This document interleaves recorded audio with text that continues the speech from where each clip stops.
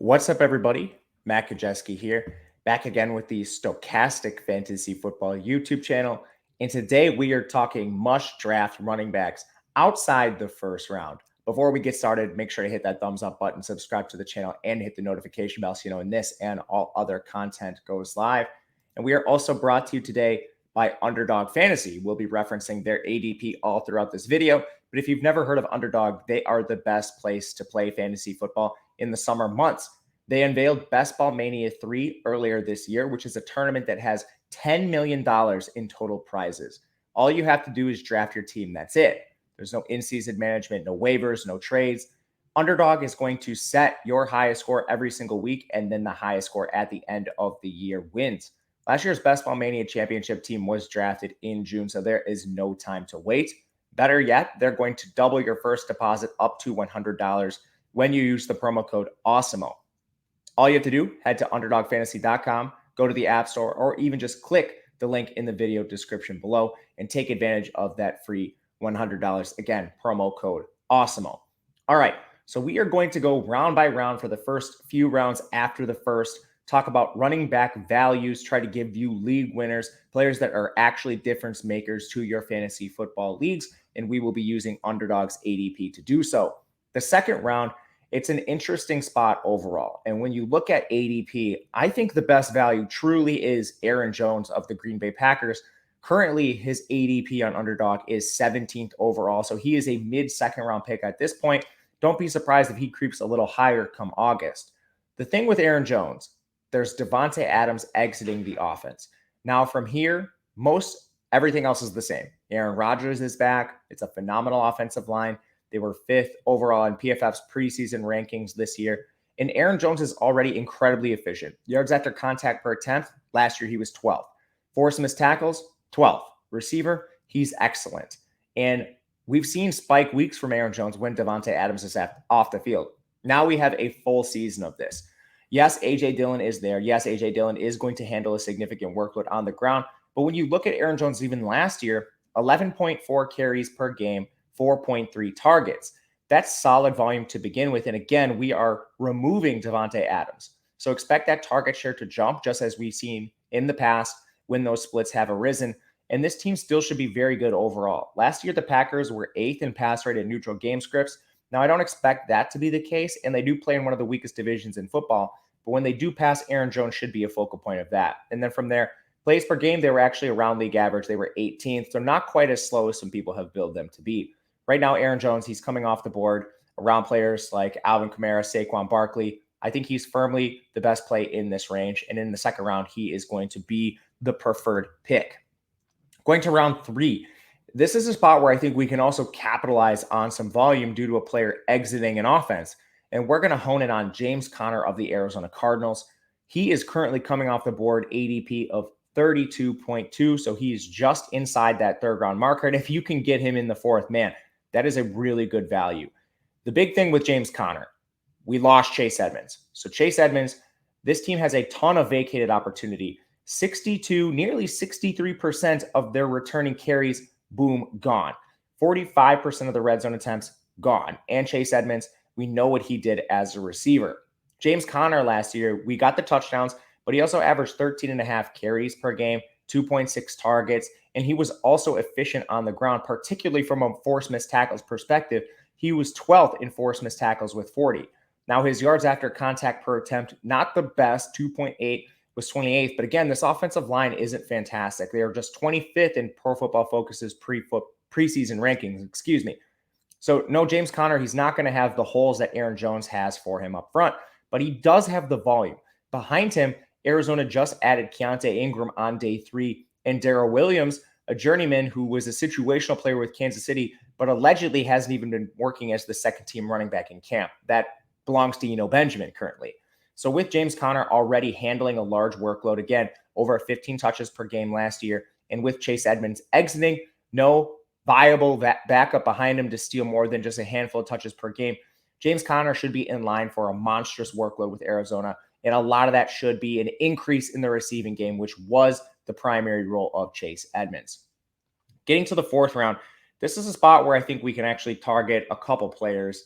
and we may even see this player climb into the third when it's all said and done.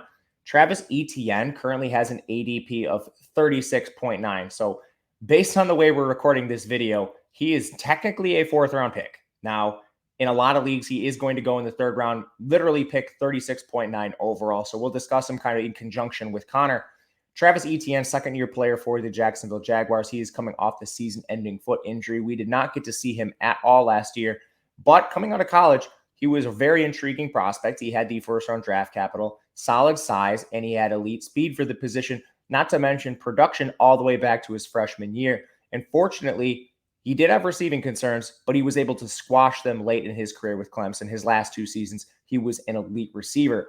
But the reason he should be ranked this highly and why he should firmly be in the third round, and when you can get him in the fourth, he's an incredible value, comes down to a vacant backfield. This team only really has Snoop Conner behind him right now. Unfortunately, James Robinson suffered the Achilles tear very late in the year, and there's a sizable chance he doesn't play a single game this year. So when we look at the skill set of Etienne and what Jacksonville actually has behind him, Snoop Conner, a day 3 rookie out of Ole Miss, there's a viable chance Travis Etienne has one of the better roles in the NFL. No, he's not on the best team. No, he's probably not going to be the most efficient. He's playing behind Pro Football Focus's 26th ranked offensive line.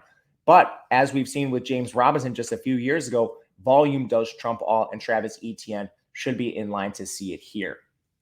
Going firmly into the fourth round, the fifth round, the next player we're going to talk about is another injury, Cam Akers. His ADP is 43.6. So we're talking fourth round pick here firmly. But Akers, there's still a lot of upside. The Achilles tear for him occurred preseason, and then he was able somehow to work his way back and appear in 5 games, mostly occurring in the postseason. Now, with Akers, the main concern is going to be inefficiency. When he returned last year, he was just flat out bad. Under 3 yards per attempt.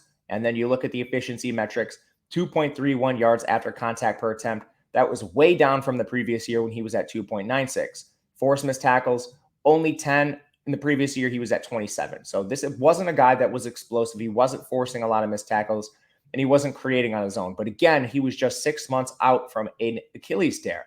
He now has a full offseason to recover and hopefully gain back some of that efficiency we saw previously with Akers. The team did move on from Sony Michel. We still have Darrell Henderson there, but I'm still a little bullish on Cam Akers because of the trends we've seen with Sean McVay through his tenure as head coach. McVay loves to ride his lead running back, and his lead back had at least 60% of the offensive snaps in 48 of 52 games between 2017 and 2019. Injuries hurt that a little bit over the last couple of years, but even Darrell Henderson functioning as the lead back in 2021, at least early in the year before he got hurt, he had 10 straight games of at least a 60% snap share. So that trend continued early last year, and we even saw Akers get chances to take back that full workload in the playoffs as soon as he got a full couple games under his belt. Now, Akers did get injured again, and then just horribly inefficient play kind of rendered it a timeshare towards the end of the year in the Super Bowl, that is. But again, we still saw glimpses of McVay trying to give his lead back a majority of the work, which I think probably occurs again. And then we didn't even discuss the offense Cam Akers is a part of. Explosive offense. They were 10th in pass rated neutral games per grips, 15th in plays per game. And I mean, this is a Super Bowl winning offense that retains a lot of pieces. Offensive line also top 12 per Pro Football Focus. So I like what Akers has to offer. He's a little discounted right now because of the injury. But if he can't get back, you might be looking at a guy who's drafted in the first round next year. Going to the fifth round, another player sliding due to injury. You're probably noticing a common theme here once we get into the mid rounds. It's going to be J.K. Dobbins of the Baltimore Ravens. Now, this is largely news dependent. J.K. Dobbins was going higher, but there was a report out of Baltimore earlier this offseason from John Harbaugh that neither Gus Edwards nor J.K. Dobbins were participating. But again, it's July. We still have over a month before the regular season starts. Don't be surprised if Dobbins starts on PUP but comes off towards the beginning of the season. Again, he's nearly a full year removed from his ACL tear. With Dobbins, again, you're hoping that he can just regain some of that elite production we saw early in his career. He averaged 6 yards per carry as a rookie, which is elite territory. We're talking about backs like Jamal Charles in this range.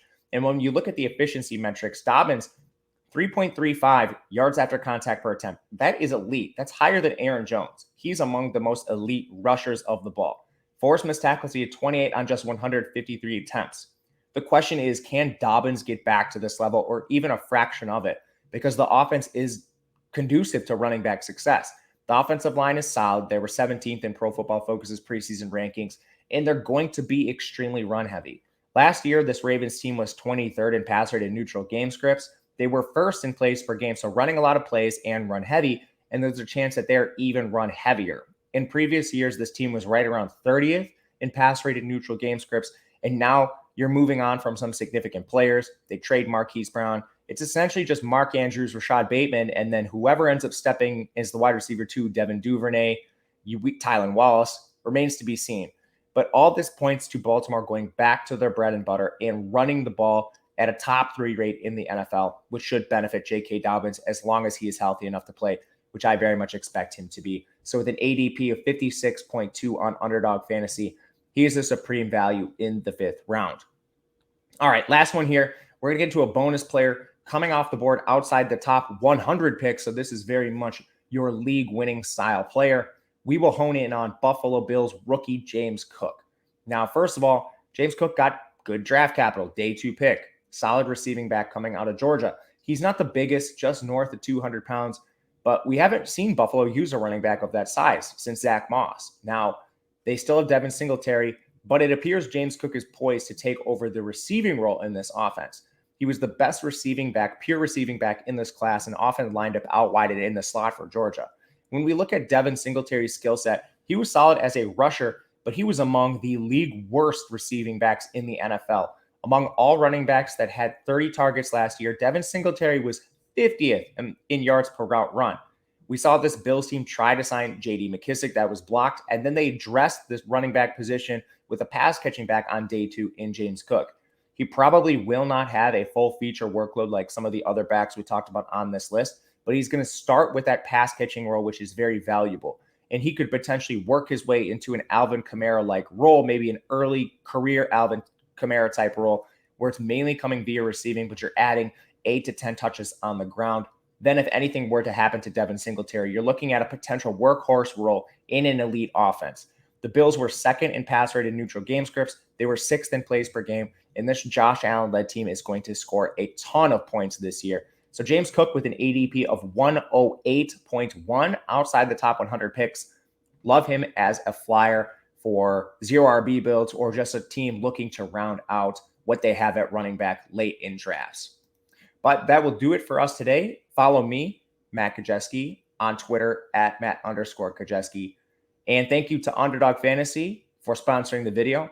Leave a comment. Let me know who your favorite running backs are outside the 1st round, who you think the breakout candidates are, and I will get back to you.